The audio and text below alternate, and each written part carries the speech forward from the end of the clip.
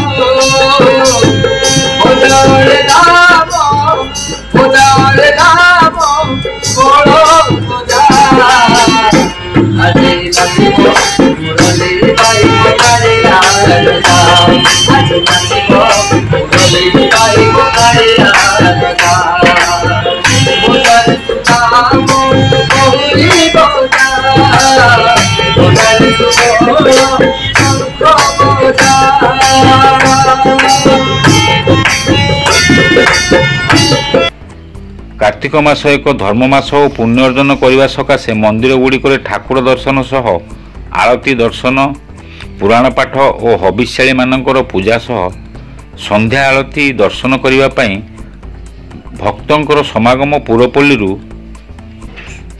शुभ छुटी। गजपति विवेकानंद बेहेरा रिपोर्ट, खोला खबर टीवी।